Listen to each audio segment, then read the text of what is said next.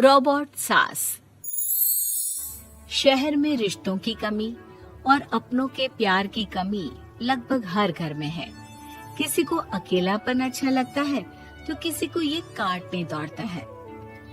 देखो राधा, तुम भले ही गांव की हो, लेकिन यहाँ शहर में सभी को साथ लाकर रखना पॉसिबल नहीं है।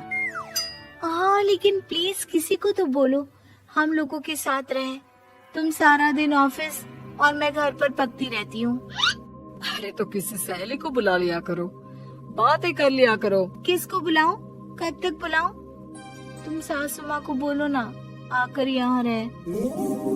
ठीक है, बात करता हूँ मैं उससे। रवि ऑफिस चला जाता है और अपने दोस्त से कहता है, यार बीवी ने माँ को शहर बुलाने की जिद कर रखी है। अब सोच रहा हूँ कि ऑफिस से दूर जाकर कहीं कोई घर ले लो किराए में।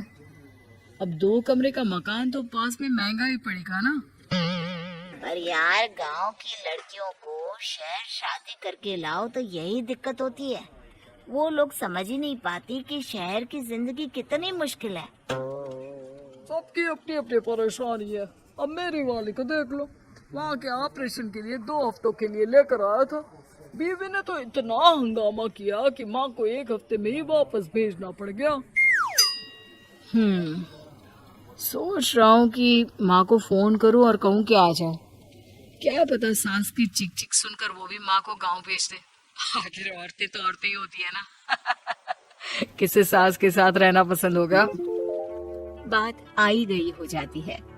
राधा रवि के पीछे एक बार फिर पड़ जाती है।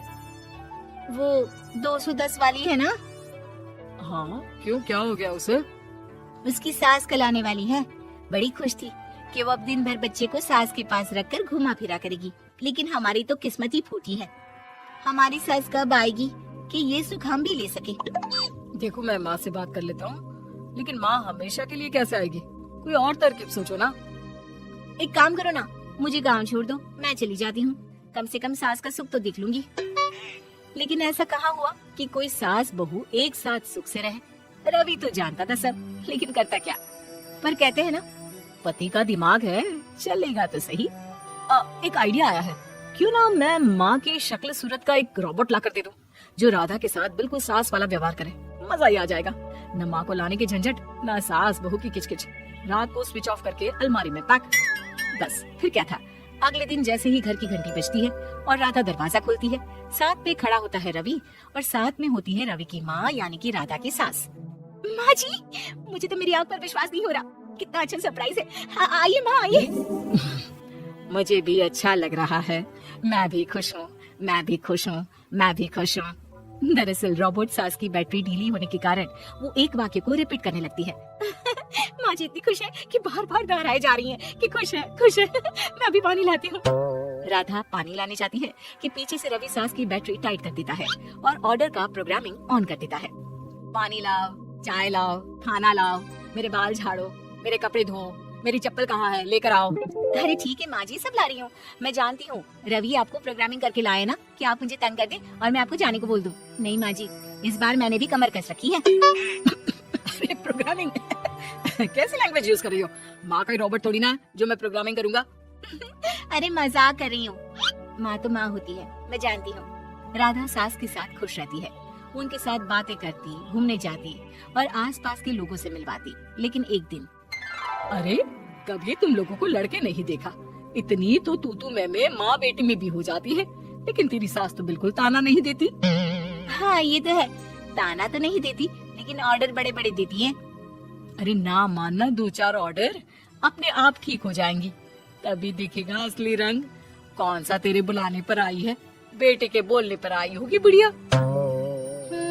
बात तो सही है, लेकिन यार कोई बात नहीं ना, सास लड़ाई करे भी तो कोई परेशानी नहीं है। कितना ख्याल भी तो रखती है। ये तो है, लेकिन तेरी सास तो बिल्कुल नहीं लड़ती। ये कैसे? खैर मुझे क्या। पड़ोसन तो चली जाती है, लेकिन राधा के मन में सवाल छोड़ जाती है कि ये सास है भी कि नहीं। रात में राधा रवि से कहती है, मैं ना माँ जी के पैर दबा कर आती हूँ। अरे लेकिन वो तो मैंने अलग कर दिया है। क्या? क्या? कैसे? कहाँ? नहीं नहीं, मेरा मतलब कहाँ कभी माँ का पैर गांव में रहा करता था तो मैंने काट कर मतलब माँ को शहर ले आया ना। Oh okay okay.